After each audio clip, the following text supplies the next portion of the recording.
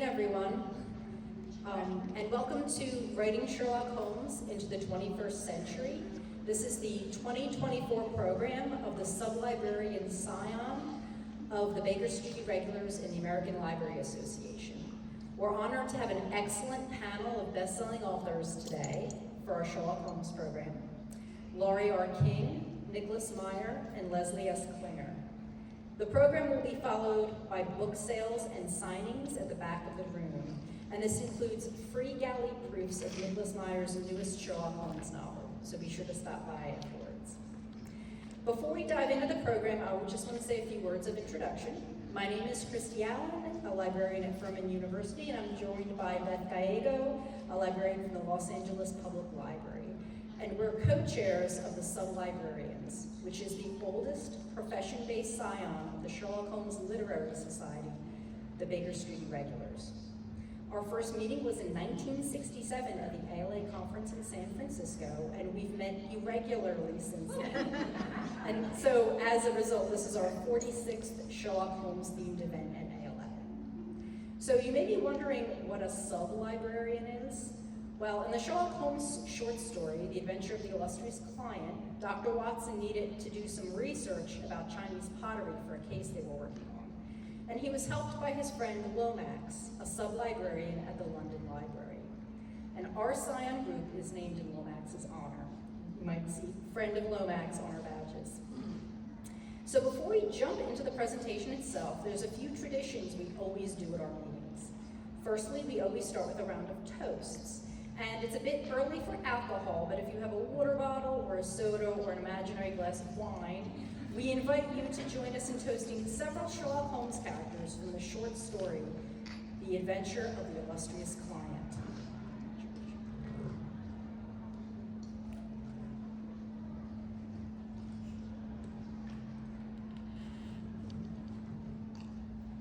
I was afraid Christy was going to steal my whole toast because I'm toasting Lomax.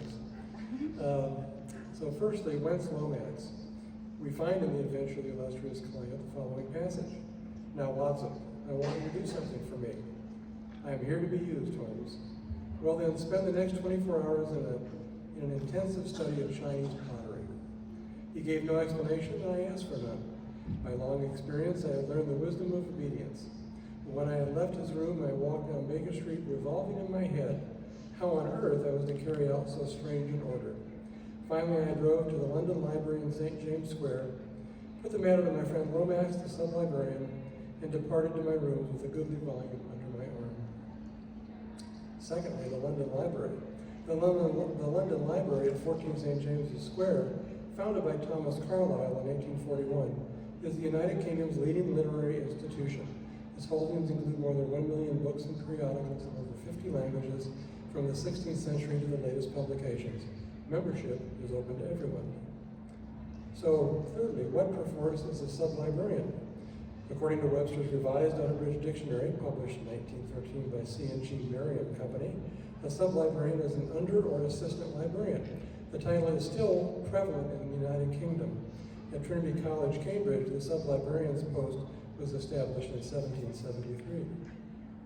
And finally, the toast. If the subject required is Chinese pottery, or anything else for that matter, one knows where to go for assistance. Drive to 14 St. James's Square, to the London Library, favored by Sir Arthur Conan Doyle and other luminaries too numerous to mention, and consult with Watson's sub-librarian friend, who will soon have you sauntering off with a goodly volume under your arm. But first, be quite certain your membership subscription is paid up, £565 per annum, last I checked, payable in convenient monthly installments. To Lomax, the sub-librarian. Lomax.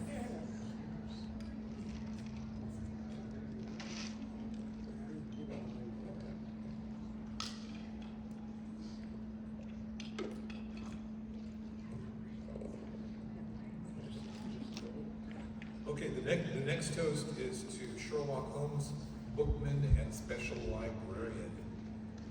Well, it seems fitting to start out with a very quick story about I was giving a talk at the Newberry Library in Chicago, it's probably 15, 20 years ago, about Sherlock Holmes and Arthur Conan Doyle. And after the talk, a woman came up to me and said, "I'm so glad I came today. I'm a huge Sherlock Holmes fan. I didn't know there were books. You know, I was very glad to be the one who brought that message to her. But we're talking not about the books about Sherlock Holmes, but about Holmes himself. First, we know that he was a bookman. That is to say, he loved books. There's a very famous scene in the story of The Empty House in which he is posing as an old book dealer, carrying some antiquarian books and trying to sell Dr. Watson on these books. But I believe, as I think many Sherlockians do, that those books were Holmes's own books, that he had collected them himself and he treasured them. Such wonderful books as The Tree of Life, the book on beekeeping, etc. There's a good list, and there's a wonderful article by Madeline Stern called Sherlock Holmes, a Rare Book Dealer. I won't bore you with the details of that. But we also know that he was a librarian. He kept his commonplace books.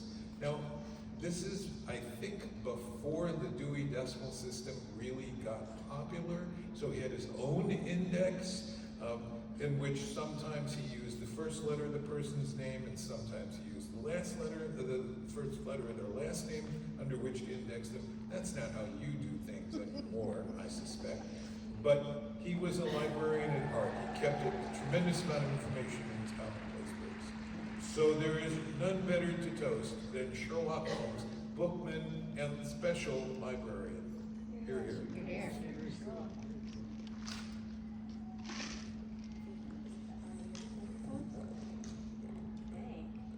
Good afternoon, everybody. I'm a believer in short toasts, so, Lincoln, you'll miss it. Without a single moment to tarry, preparing to face a cruel adversary. For all he needed to know, Watson knew just where to go. Straight to the London Library. To Hilbarton, John Watson, library patron.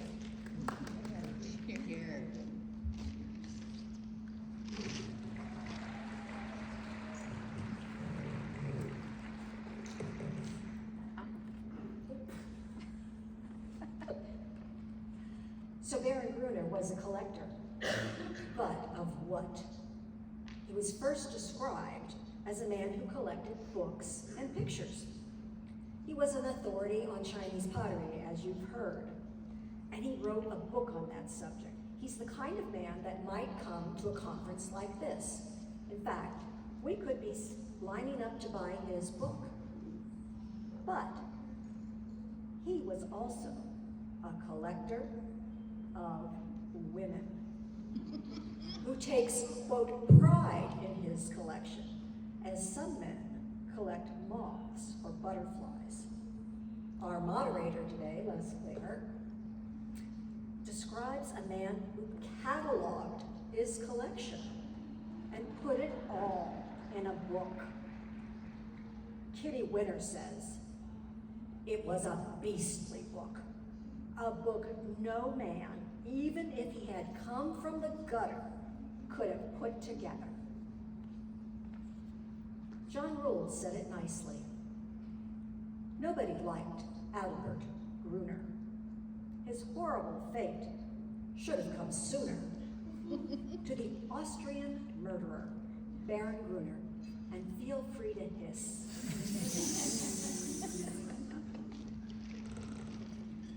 And finally, a toast to Kitty Winter. Here's to Kitty Winter, who made old Gruner fall with grit, determination, and a flask of vitriol.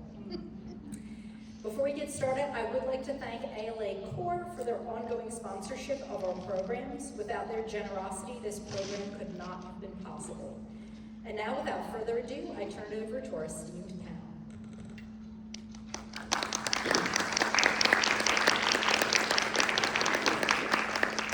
Thank you, Christy and Beth. Thanks for inviting us. This is going to be a lot of fun for me because I know both of these panelists very well, and they have a lot to say, and I'm going to listen. I actually suggested I sit next to you. Well, mostly.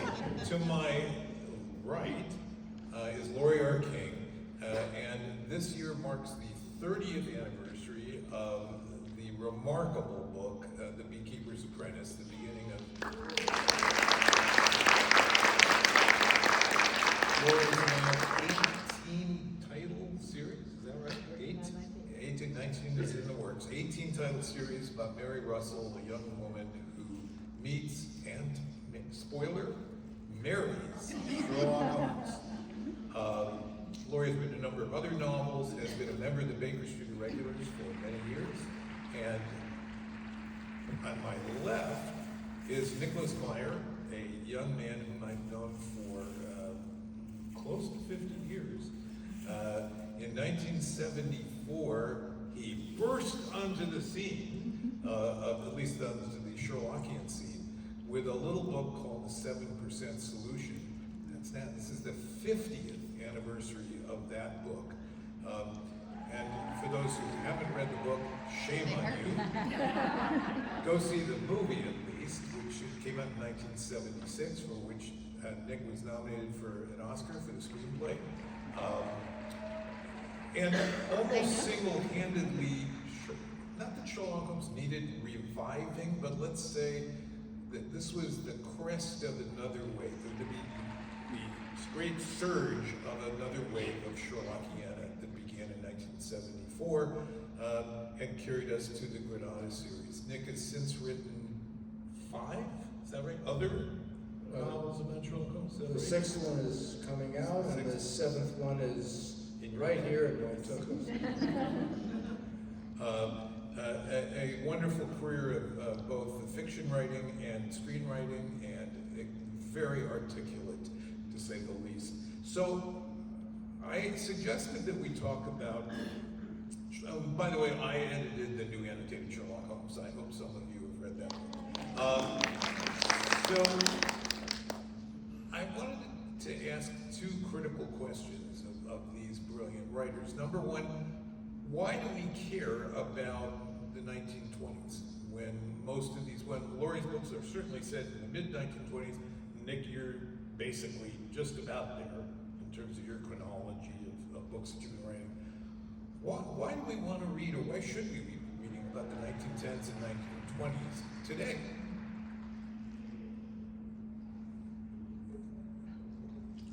Well, that's a poser. I don't think of it as reading books set in the 1910s or the 1920s. When I always get kind of crazed when people start talking about old movies. There's either movies you've seen or movies you haven't seen. There are either books you've read or books you haven't read. Nobody refers to Bach as an oldie but a goodie. And when I write my Sherlock Holmes books, I write them in the era in which I originally experienced them. I experienced Holmes when my dad gave me the complete 60 stories. I was about age 11. That's called an impressionable age. It made quite an impression. And not being the sharpest knife in the drawer, the Holmes books that I write are very conformist. And I didn't take him out of context. I just wrote it the way I like to read about it. And I think that Holmes exists in a world that is long enough away from ours to have a kind of mythic or fairy tale quality, but also recent enough that we can recognize all the appurtenances, the telephones, the telegraph, and indoor lighting or whatever. So we recognize chunks of it while also experience it at enough of a distance to lose ourselves. And I think that every world in which the human race finds itself, by and large, is pretty terrifying, and none more so than now. And I think we enjoy or require avatars of some kind. It's not an accident that we've never been a monotheistic culture. We may say there's only one God, but there's always a lot of sub-gods. Sometimes we call them saints, and have other names for them, or God of war, God of love, God of this. But they're all avatars of some kind. And I think that Holmes, I can only speak for myself, but I think I speak for all of me. Pause for laugh. When I say that Holmes is a very agreeable avatar, he seems to fit in and help us make sense of worlds that are too complicated or too terrifying to negotiate a lot of times on our own. And he's also an avatar of hope, that a civilized, rational, cultivated, and agreeably eccentric person can help us get through the night, as it were. I don't remember your question. That's a fair answer, because the follow-up question is, of course, why do you write about Holmes? But I was really thinking about the historical period and what's the appeal. Well, I think that both of us have sort of backed into our original time frame. I mean, Nick's writing about the Great Hiatus. Well, that date is set, so he's sort of working on a time that is in the canon as being defined, which is considerable ways from the 20s. But no spoiler here, but the Telegram book is about post retirement. Sure, but I too ended up sort of finding myself at a date, because what I was looking for was a time when Conan Doyle was finished with Sherlock Holmes, because I didn't want to write a pastiche that had to fit into all the things that Watson knew and that Conan Doyle wrote about. So I chose to start The Beekeeper with the time that Holmes was retired. And so it's after the last setting of any of the stories. So I think we started out in times that were chosen for us by the stories, and then ended up exploring from there. I mean, I certainly am, I'm now 10 years on from where they first met, and finding myself in the 20s, which is a fascinating time. As you say, it's the 20s are this time when anything was possible until 1929, when things fell apart. And there, when you're given certain guidelines that you have to write around, it's fascinating because you then can explore it in a lot of ways that you hadn't anticipated.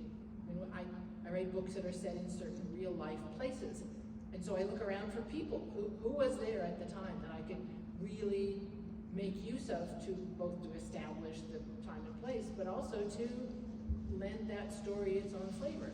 Very different whether I'm having them in San Francisco and they meet Dashiell Hammett, or in North Africa and they meet the situation of the Reef Rebellion. And I mean, I find being given certain assignments, as it were,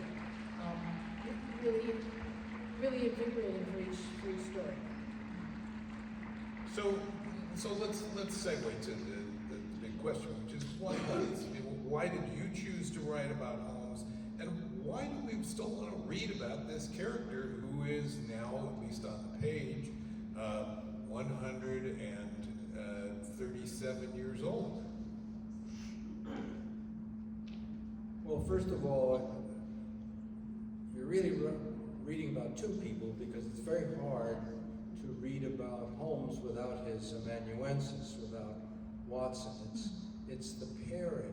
And pairings, I think, are very successful and important in literature. Don Quixote without Sancho Panza, not so much. And I think that if you look at some of the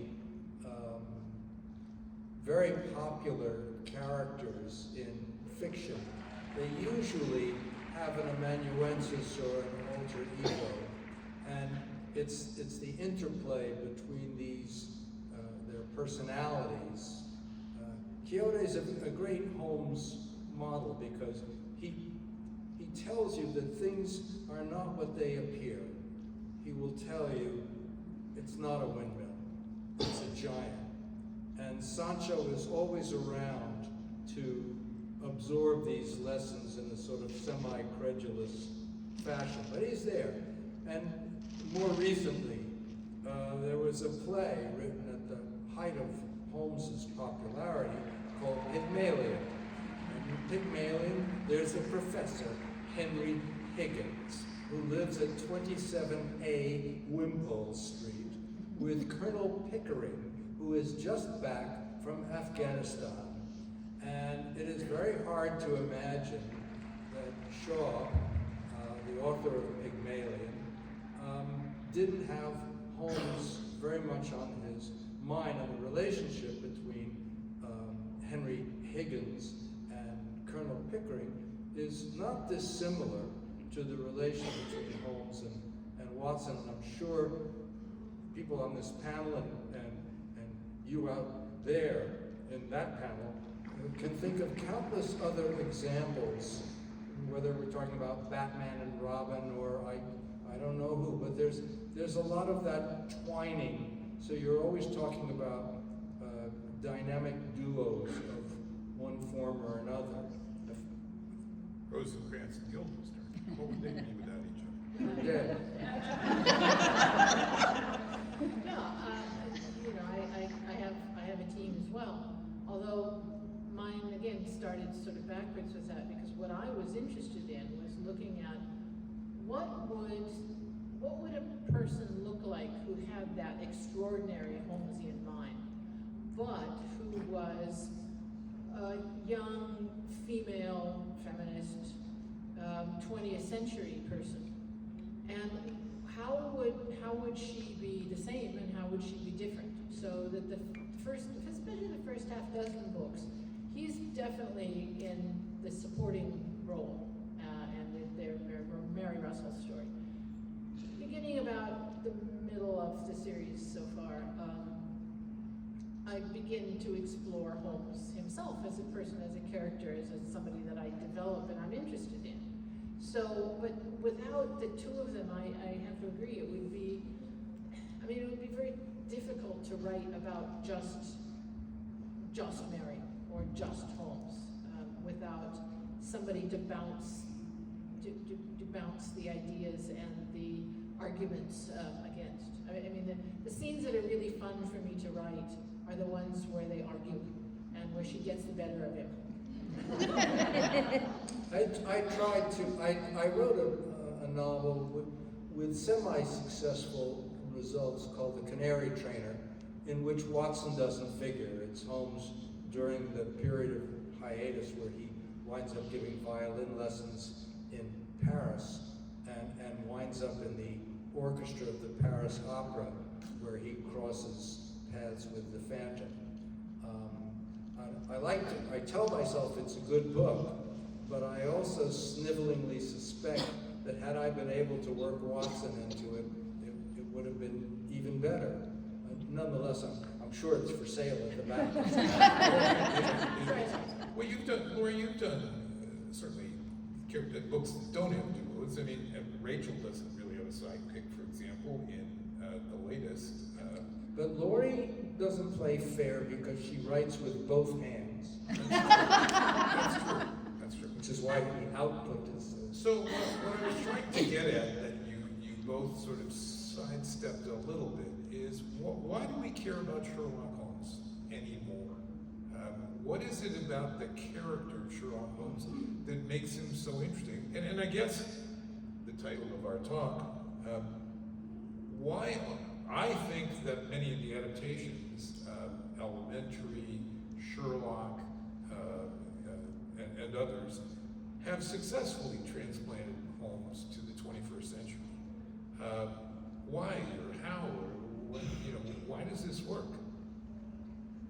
Well, this goes back to what I think I was saying a while back, which is the need that people, and I include myself, have in a world that seems precarious and seems troubled, and I think most worlds that humans occupy have been precarious and troubled, that the idea of looking for some kind of guidance or guide or mentor or arbiter, which I think Holmes does very successfully. He is rational, he is civilized, he believes that problems can be solved. And I think we crave very much encouragement in that belief, because otherwise you take a look around you and it's a falling apart world.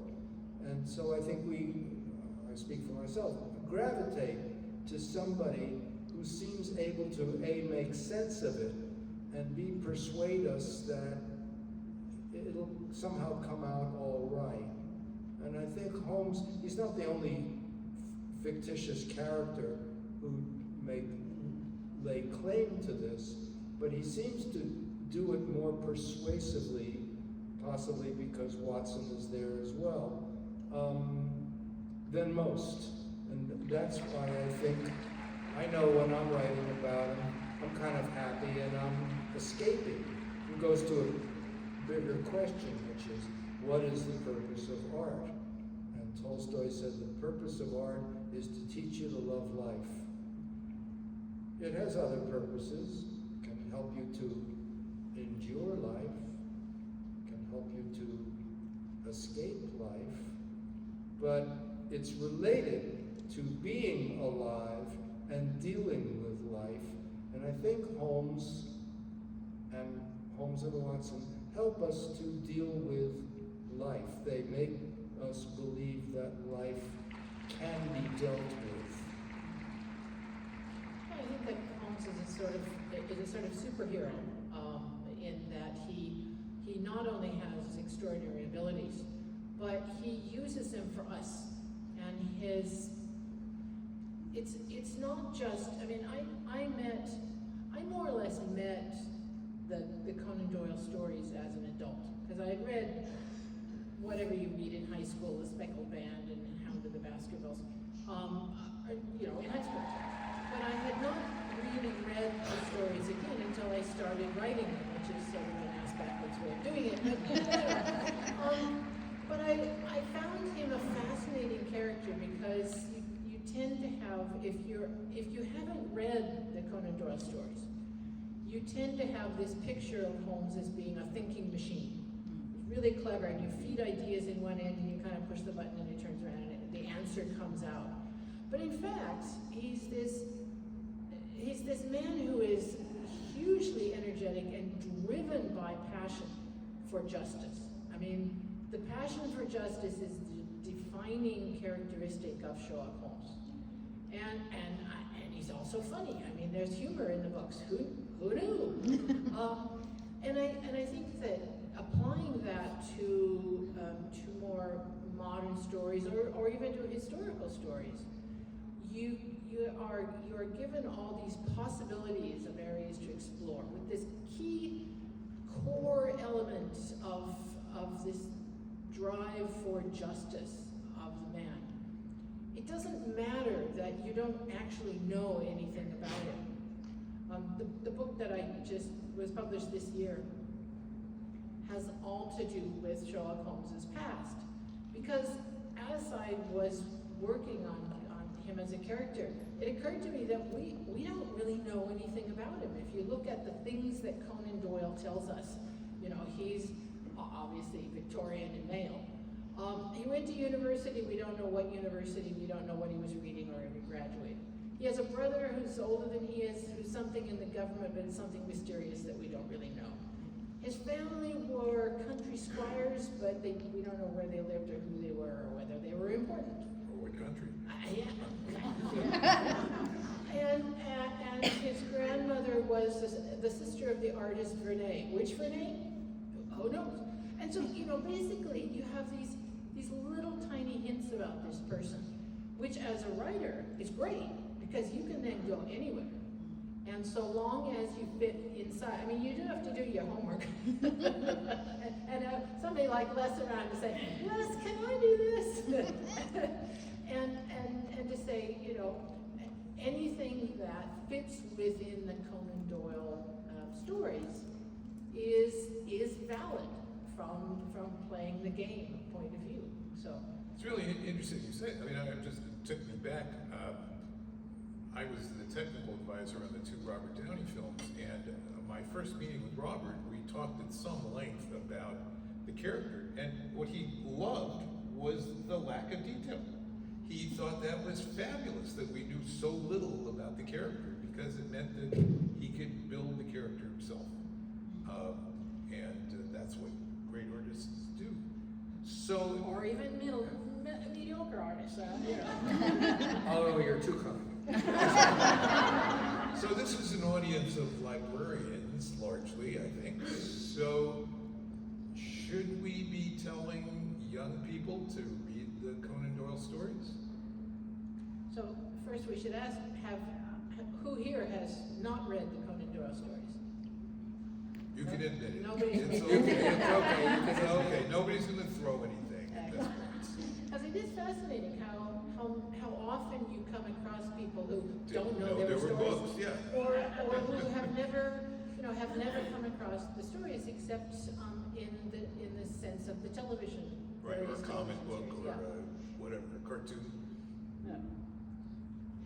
So If- nobody if you okay. are, holding out on us, which is okay, the only thing I would say to you is, don't sleep. Read the books, because they will change your life, and it cannot be but for the better. And we do the best we can, but Doyle still does it better than anybody. You should read those wonderful, wonderful stories. There are 60 of them. There are 4 novellas and 56 short stories. They're not all great, but a surprising number of them are very great, and they'll help you sleep. Well, there's a wonderful collection that was put out by Christopher Morley called Sherlock Holmes and Dr. Watson, a textbook of friendship. That's the subtitle of the book. And it was the first annotated edition of Sherlock Holmes stories. He didn't do all of them, he did half a dozen stories. But I'm often talking to people who really aren't that familiar with the books, or have read a few of the stories, yes, the things we read in high school, and they're not gonna hold, for the mystery fan, they're gonna be disappointed. They're gonna read these stories and they're gonna say, oh, well, the butler did it, or this, that. Well, of course, those were not cliches when Conan Doyle wrote those things. He invented a lot of them. When we see a body that has no head, we can guess today, because we're so sophisticated, that's probably going to be the wrong body. It's not going to be the person who we think it is dead. Again, Will you Conan Doyle please invented not that. give away the plot? So I don't think any contemporary adult reader, anyway, or any crime fiction reader is going to read the stories and say, wow, these are remarkably clever plots. In fact, some of them are so clever that Conan Doyle used them, he used 3 times the same plot. But I read them because they're such wonderful expressions of friendship. And it's really about Holmes and Watson. That's the pleasure of reading the story. That's my own view of it. But so yes, we should be recommending that young people read these books, I guess. Sounds like, okay. The Junior Sherlockian Society says yes, please. It's also to be noted that they're very easy reading. Holmes, Watson, or Doyle, if you go back all the way, is not writing stuff that is difficult to decipher. The writing is very plain and easy to follow. And for somebody like me, who likes big words. I have to say, no, don't use those big words, because that's not how they're written, and that's not the source of their appeal. I was asked when going to edit a young person's edition of the stories, actually read somebody else's edit, and I kept going through it and saying, can't you put the original dialogue back in here? It's so much better. And there's an attempt to modernize it in some way. And it's not hard to read, but that's my personal view. Well, it was also in John le Carre's view. He said, Watson talks to you. He just talks to you. Sorry, that was... I was going to say, maybe we talked about this anyway, but the show Sherlock with Benedict Cumberbatch, what did y'all think about that? Did that, because there's a time and place element to the classic stories, and then there's a character element to the classic stories. So I was wondering what y'all thought about that.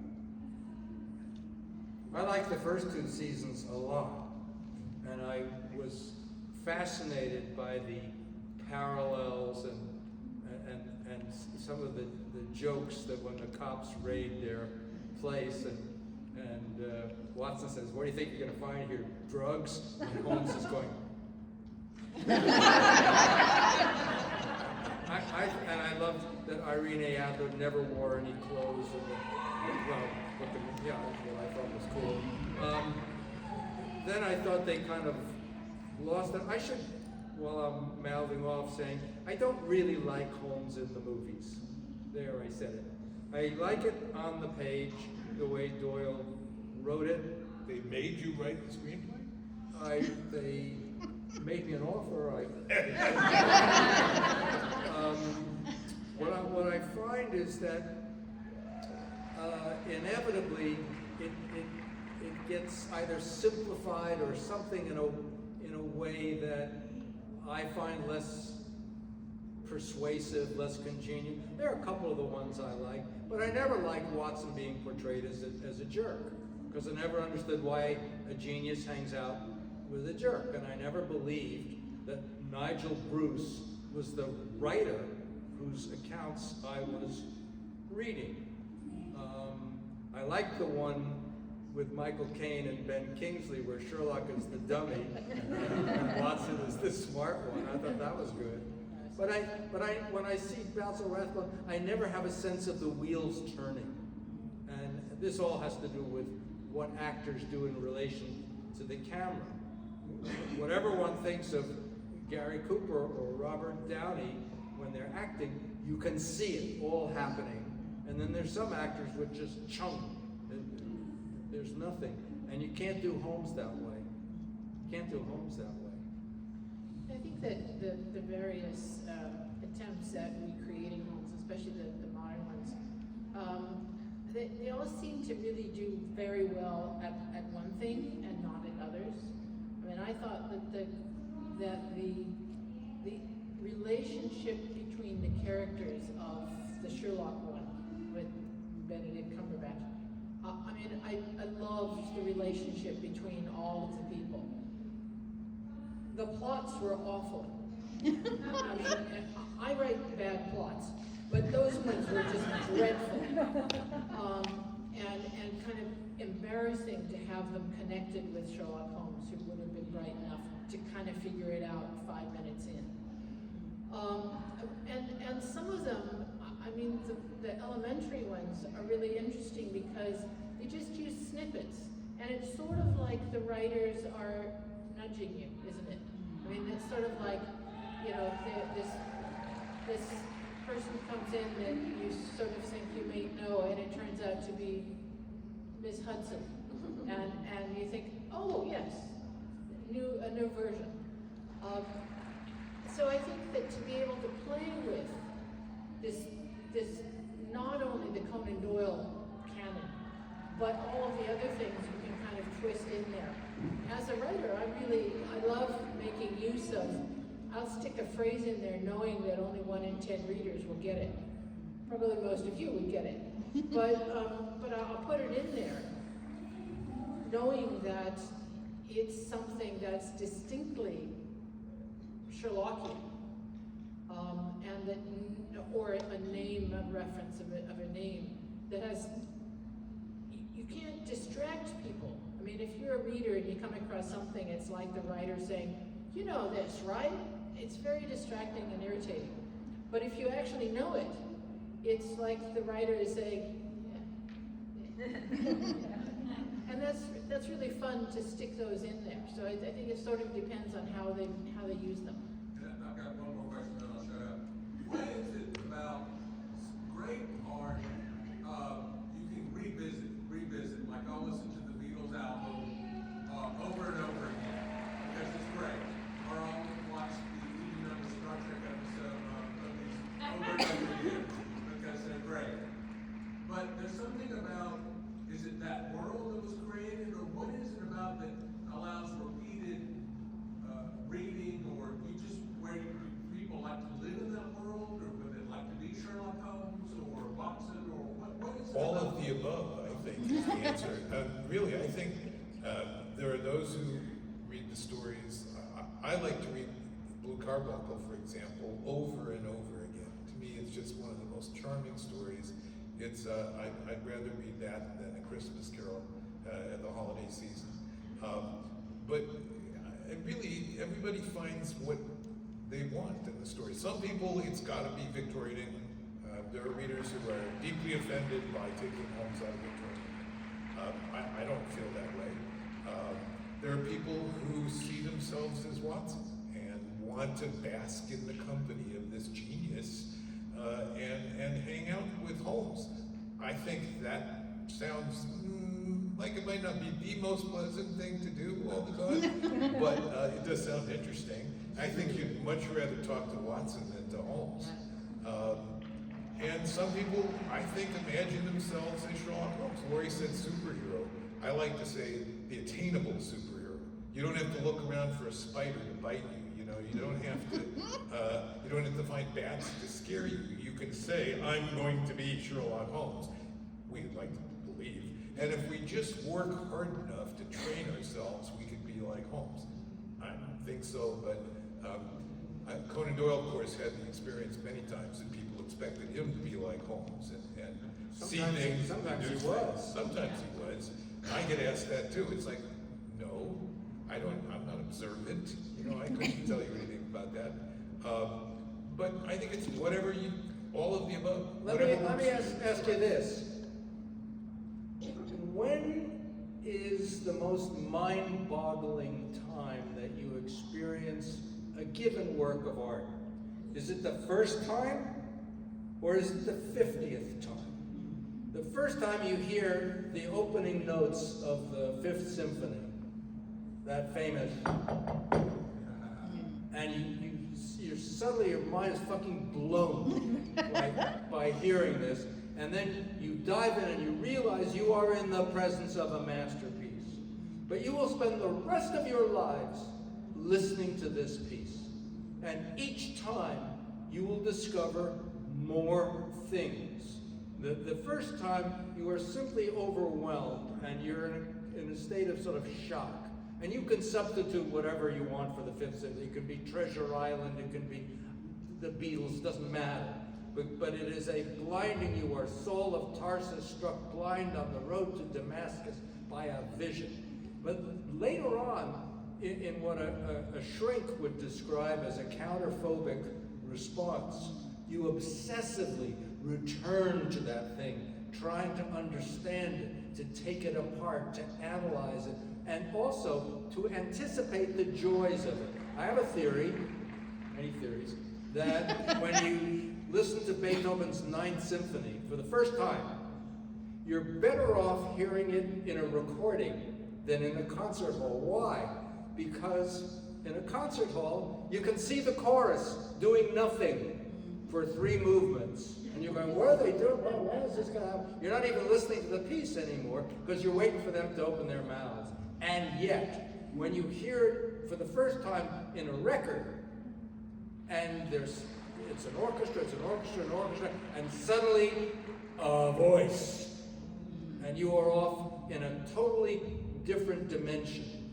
When you're hearing it for the 50th time or the 40th time, you know that voice is coming. You are waiting. It's a different experience. When you revisit Doyle, when you read The Hound of the Baskervilles, and you are now working your way up to that moment, Mr. Holmes, they were the footsteps of a gigantic hound. Oh. Yeah, thank you. Made my case. Although, I mean, you know, the stories offer both. One of my favorite Sherlock Holmes associated things is a cartoon that appeared in newspapers in 1910, about that. It shows a little, the subtitle is The Death of Sherlock Holmes. And you see a little boy under the covers with a flashlight with this incredibly stricken face. And you know that he has just read the final problem and discovered that Sherlock Holmes has died. We can't have those moments a second time, but we can appreciate the artistry. We can see how it builds, and we can even look back at our own emotions to these things and say, wow, I remember that. And sometimes, yes, we do get to replicate the emotions Or you're just fascinated by now taking the watch apart and seeing how it works. You know, and deja vu all over again. if you go on YouTube, there is a fascinating pantomime between Sid Caesar and Nanette Fabre. You've seen, you know what I'm talking about. They play the entire first movement of Beethoven's Fifth, no cuts. And they do it as an argument between a husband and a wife. Da, da, da, da, and she's going, da, da, da. And it's all a pantomime in that movement.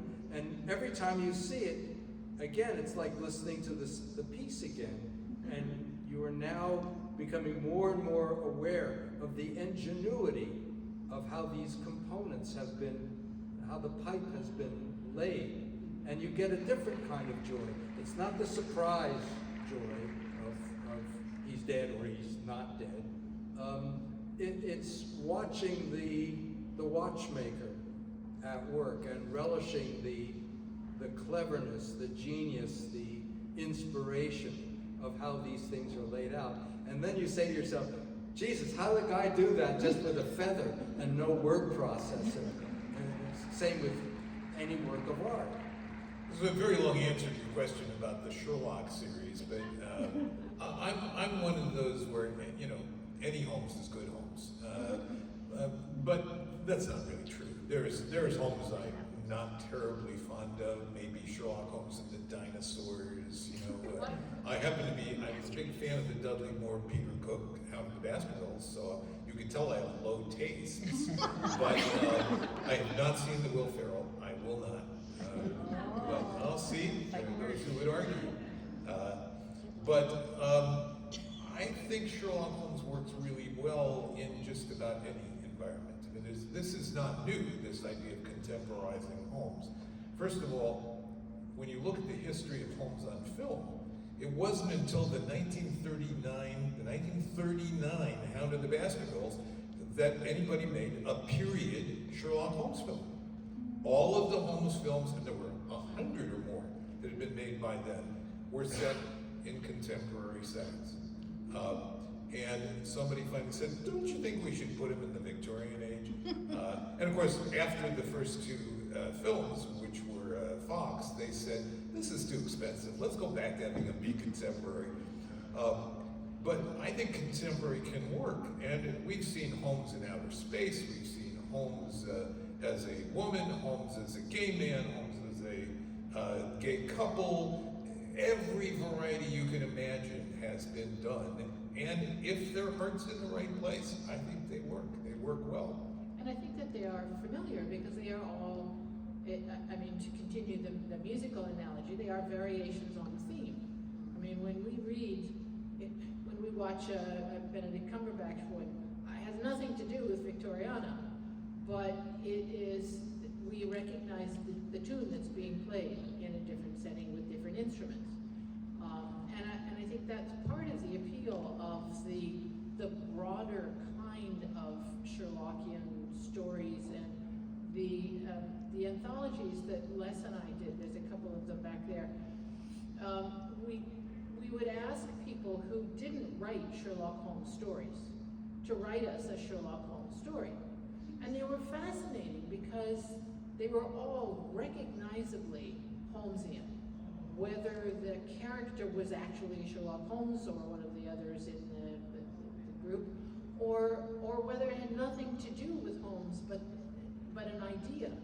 I mean, I found them so fascinating. We would get these short stories, and they'd come in at different times, and it would be this little gem that would be dropping down into our lives of, you know, here's that tune again that I so love to listen to, in a way I've never heard it played before.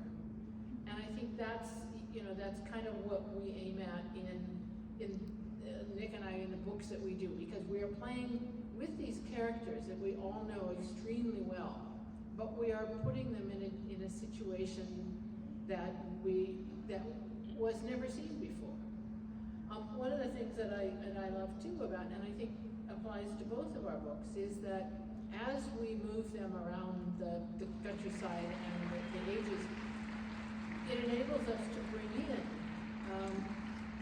situations and other characters that our tune can be played around, so that, you know, the 7% solution. You have Freud, and here you are in Vienna, and you are, you know, what is Holmes doing there? But it's that same tune that we know so well, with a whole different bunch of instruments. Let me build on your idea. Please. With two analogies. One, and you'll appreciate this because you're a celebrated drunk, has to do with wine. The shape of the bottle that Doyle bequeathed us is a given shape. Into that shape, you can mix many a vintage. As long as it goes into the bottle, there's a lot of different flavors that can come out. And the other analogy I will give you is musical settings of the Catholic Mass. The words of the Catholic Mass are more or less standardized, but no one would confuse the Brahms Requiem with Mozart's Coronation Mass, with the Fauré or the Verdi Requiem. The words are essentially the same, but you would never recognize them in their different musical settings. And that's the kind of elasticity that the Holmes-Watson oeuvre allows us.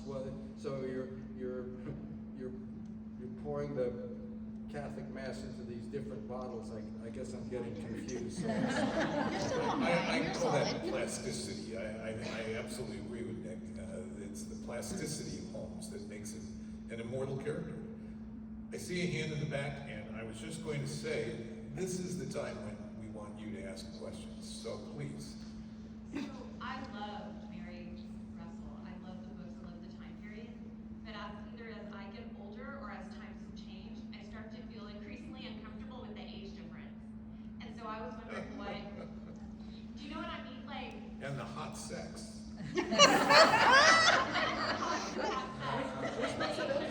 Yes. I don't think I'm old enough to. Have your ideas of that changed as time has changed? Yeah, what she's talking about is, for those of you who haven't read the Russell books, when Russell and Holmes first meet, she's 15, and he's in his 50s. And a couple of books later, they marry.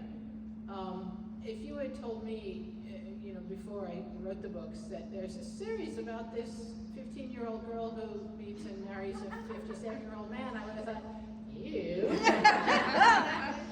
know, because it is creepy. And especially that he has been her teacher. Yeah. You know, there's various things that enter into it. One of them is that my own husband was my teacher and was 30 years older than I am. So, or was. And it worked. The other is that in that time and place, and for those two people, it's not the 21st century. Right. So that in an era where third of the young men are gone, either dead or very badly injured physically or mentally. Women didn't marry into their class, their age structure, their education in a way that they would have in the previous generation or 2 generations hence.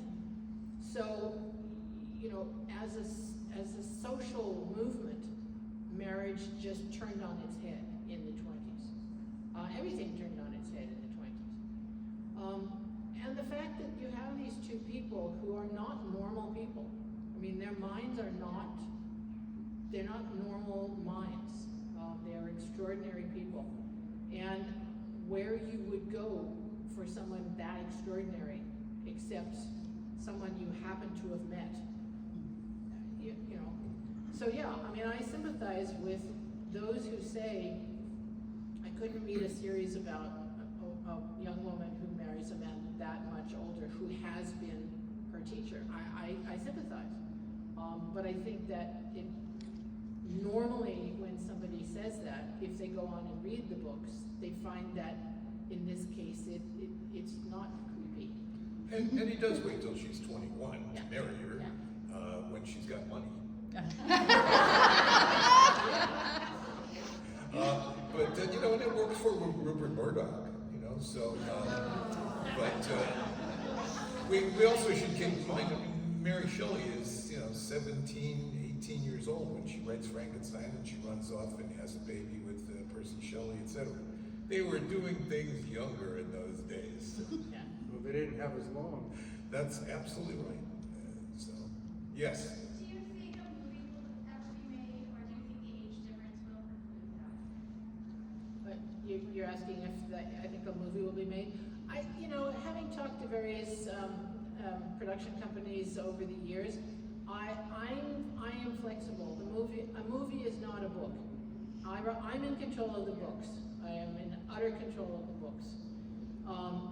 And I've made it clear to my agents that there are things that get adjusted. So, you know, I fully expect that if they ever do make a series out of Russell and Holmes, yeah, they'll make her older and him younger.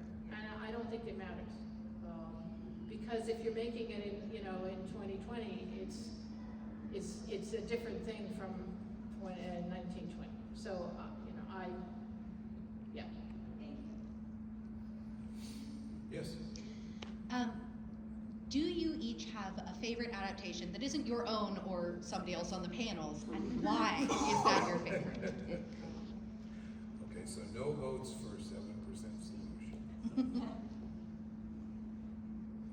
I like the Christopher Peter Cushing Hammer Hound of the Baskervilles with Andre Morrow as Watson. I thought it was straight shot Sherlock Holmes, no fooling around, and Watson wasn't a dummy. So yeah, I like that one. You're asking about movies in particular? Or anything? Anything.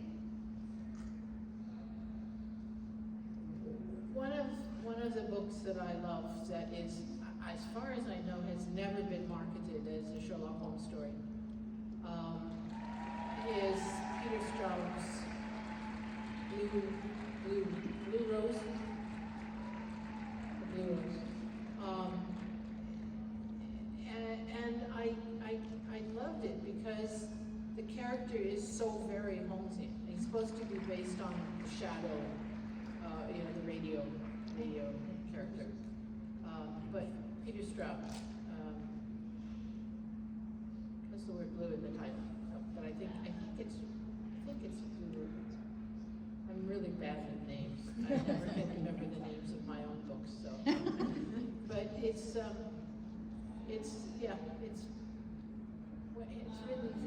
it's before he moved the series from the Caribbean up to someplace like Wisconsin and just sort of pretended it was the same character. So Doyle once said, when the inconsistencies in his stories were pointed out, he said, I have never much striven for it, meaning accuracy of detail. What matter, so long as I hold my readers? So that accounts for where Watson was or wasn't wounded, etc. So I'll cheat and pick two. And sort of traditional would be A Study in Terror, which is a wonderful sort of Holmes versus the Ripper, with an amazing Anthony Quayle as this kind of mad doctor, and really a terrific film. And The Zero Effect with Bill Pullman, a great film that you have to watch it and then you say, wait a minute, that was a Sherlock Holmes story. Other questions? We have 1 minute more? We have 1 minute more. There you go. One of the sort of off-putting things about some Holmes-inspired media, like for example House, is that it sort of spawns sort of brilliant germ trope, where it's like that someone is a terrible person who's always justified because he or she is just so intelligent. And I think a lot of people now associate that with the original Sherlock Holmes stories, even though I wouldn't say that's the case.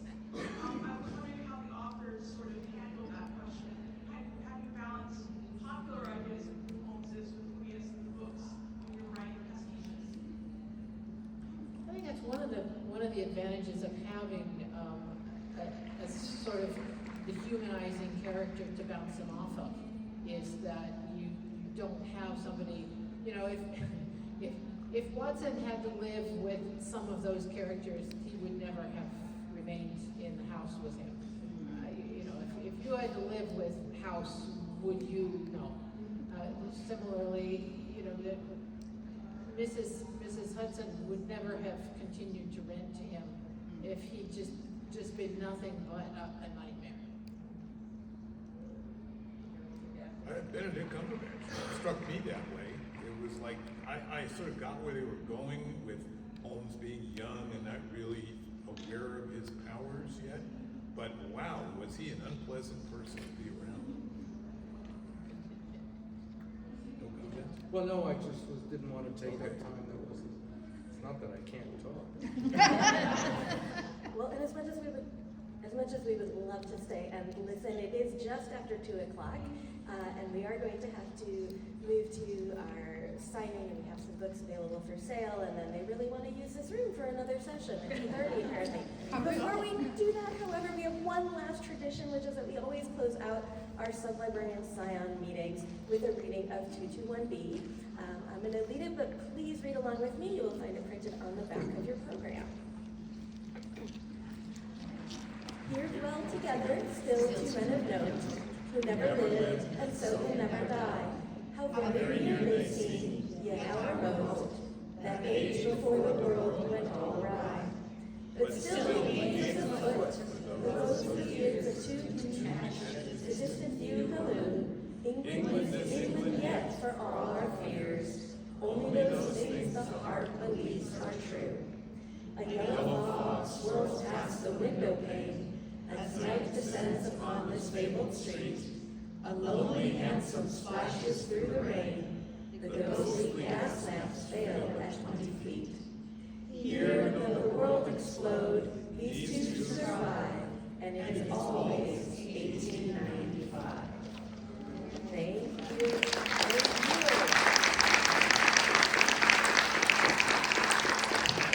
I would also like to say our thank you for the three librarians who, without whom we would not be here. Could you guys all please stand up?